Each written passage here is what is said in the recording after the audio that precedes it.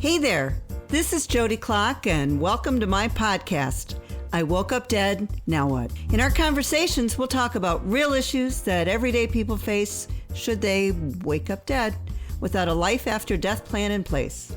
Join me as we explore the how-tos on preparing for you or your loved one's passing without breaking the bank. And let's not forget about those pets too. Now, don't you fall asleep. Hey, this is Jodi Clock, and thank you for jumping onto my podcast, I Woke Up Dead Today, Now What? I am finishing up a 3-part series that has just got me fired up. And this thing has been out here for a long time. I've called it Fact or Fiction. It's Unveiling Misinformation from America's Homes, and it is the part 3 from a Reader's Digest, the leading expert, which I'm really chapped about. I mean, you always thought that they were the authority and the expert, but yeah, no, there's this good self-proclaimed expert. Her name was Michelle Crouch, and an article was written way back in 2011, and it was talking about 13 plus things a funeral director won't tell you. So, outside of fear tactics and all this good stuff, I'm just cutting to the chase because you've been listening to this. But you say, why so long ago and why are we talking about this now? Because it has resurrected and it is circling around. So, I am debunking misleading recommendation number 9 through 13. So, buckle up, Buttercup. Here we go. Number 9, ask the crematory to return the ashes in a plain metal or plastic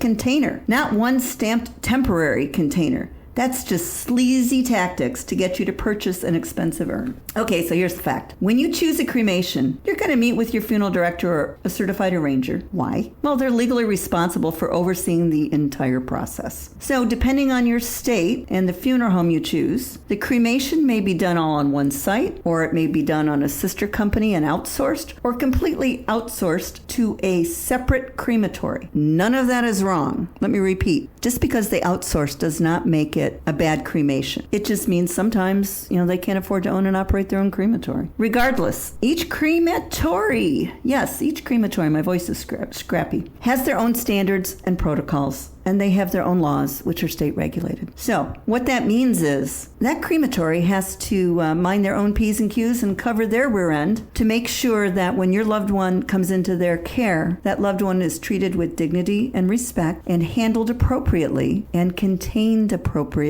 upon being returned to the funeral home, where that funeral home then in turn has to give it to the next of kin. So there's a whole lot that goes in there. And, just like when you have a baby, you get a bracelet that's put on you, and there's tags, and there's all kinds of quality control mechanisms to make sure that that baby is you are tied to that baby, and everybody checks everything along the way. That same thing happens at the end of life process with cremation, because nobody wants to receive someone else's remains. That would be a no-no. So, when you receive your cremated remains, notice I say cremated remains. I get so annoyed. They are not ashes, okay? They are not ashes. Ashes come from a fireplace, ashes come from wood burning, paper burning, all kinds of stuff. But this is a human body. Human body is made of bones. Bones are made up of, calcium and sodium. And when they are pulverized, they are bone fragments. Those are cremated remains, which is left from the skeleton. So if you notice, I will rarely use the word ashes. So when you received your cremated remains, if you have not selected an urn, the crematory is going to place it in a container. It's important that you understand the why it's in a container. It's meant to hold the remains until they're scattered, buried, maybe placed in an urn, who knows. However, should you bury the cremains, there are minimum standards that crematories have to meet. So if they go in a columbarium, if they go in the ground, you don't want to be forced to have to buy a vault to put the cremated remains in. So that is why they use the word temporary container. It's a heavy resin plastic container that meets all requirements for government and or municipality-esque cemeteries.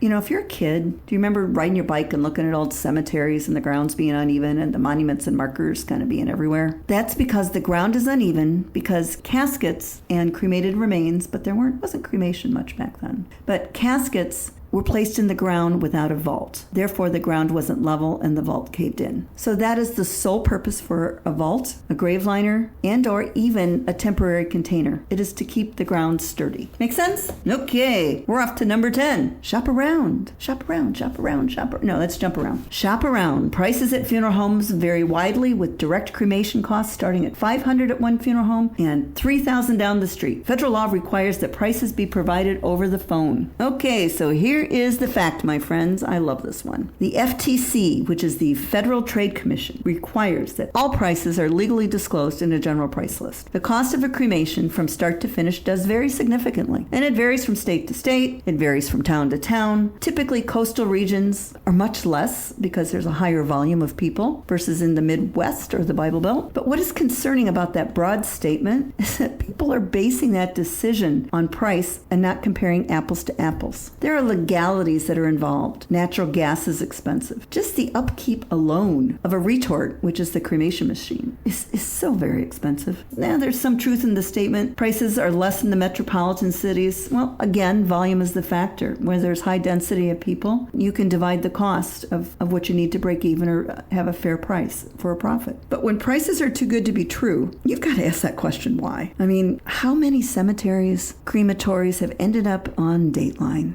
They've broke laws, they've done unethical practices, and don't let this be you. I would be more concerned about not the price. I would be more concerned and say, can I be present to witness the cremation? You don't have to sit there and watch the whole process, which could take between 3 and 5 hours or more, but you can be present to see the container that holds your loved one go into the crematory's retort. I mean, again, transparency. If you want to ask them why it's so expensive, ask them. I mean, I can speak to here in Michigan. Michigan doesn't allow funeral homes to own their own crematory, so therefore they have to outsource it. What that means, a family member may own a crematory down the road, but the operating costs and everything else go up because it is not one-stop shopping, if you will. So there's separate insurances, there's upkeep fees, there's separate employees. There's so many things to take into consideration that the general public would never know. Okay, misleading recommendation number 11. We remove pacemakers because the batteries damage our crematories. You know what? We do. We do remove pacemakers. And, we always ask the informant, does anybody have any bionic parts? Here's why we ask them. Yes, that pacemaker may explode. And when it explodes, and if a technician was opening up that machine at the same time of it exploding, that could do harm, not only to the individual, but it could also damage the machine. So that is why we ask. We don't take them. We don't sell them on a second market. We don't do anything like that. In fact, most crematories work with organizations that take hips, knees, pacemakers, you name it, and it's sent to another organization that sends them to third world countries, so they are repurposed for people less fortunate. But we don't do it for any profit. We do it to make sure everybody is safe. And I want you to know that this is not a joking matter when someone's personal safety is at hand. Misleading recommendation number 12. Drum roll. If they try to sell you a package that they say will save you money, ask for the individual price anyway. Package often includes services you don't want or need. All right, so they're comparing it to a Happy Meal, but usually it's cheaper to get that Happy Meal, isn't it? Fact, regardless of package pricing, the funeral home must show a standard general price list. Packages are made up so families can easily select their funeral of choice. Reason being is that a general price list is confusing at best. In reality, it's just the opposite. The package pricing will offer families 1 or 2 more items at a discount if it's bundled together. But on the rare occasion that people don't want those items, they're backed out. It isn't a big deal. It's just people get the concept of, okay, if I have a memorial service, I have a day's visitation, an hour visitation prior, the next day, I have a service, I have a family center, and then the remains go off to the crematory. It's just easy to understand it and explain it. But we're always happy to go back to the general price list, item by item. So here is my last debunking misleading fact. Yes, technically,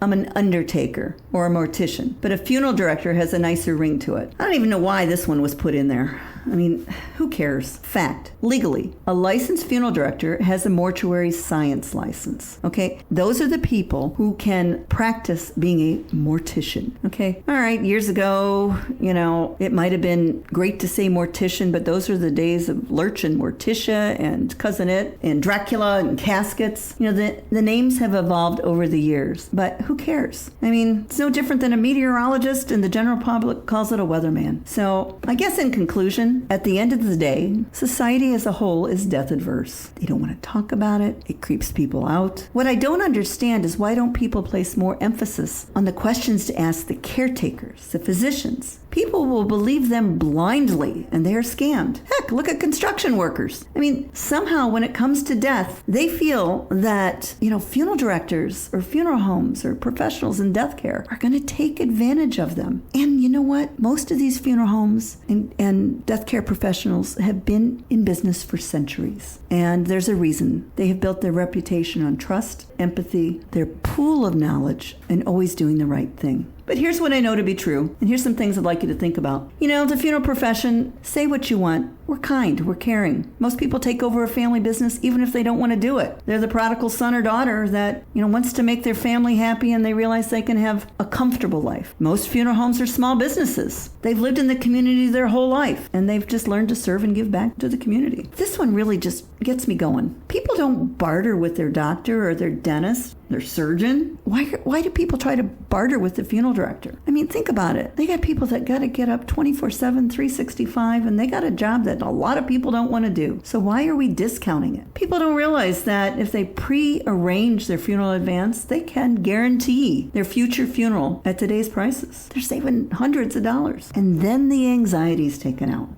They left a roadmap. What a great gift that they're giving a family. The added value benefit of pre-arranging and pre-funding your funeral, and this is the real reason people should pre-arrange and pre-fund, because I'm here to tell you it is not a good investment unless it's an emotional investment, okay? But it is exempt as an asset if you are attempting to go on assistance for long-term care, i.e. qualify for Medicaid. It's huge. So, in closing, I really find it funny how the positive attributes of funeral service are not proactively discussed. Like anything else, the media exploits everything: sensationalism, misfacts, half-truths. They increase ratings, which translates into profits. So I'm going to leave you on that note, and I'm going to say thank you for hanging in for parts 1, 2, and 3. I would love to hear your thoughts. Jump over to jodiclock.com and share a thought or a memory, or tell me what you want to hear next. In fact, check out Michelle Crouch's articles. If you go to my website, you'll find the link. But thank you for not waking up dead today.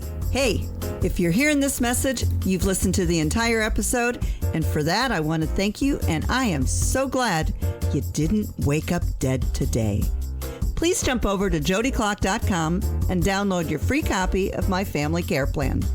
This guide will help those you leave behind should you wake up dead. I promise. Be sure to order my book, It's Complicated, based on a true story. Send me an email about topics you'd like to hear in future episodes. Until next time, thank you for not falling asleep.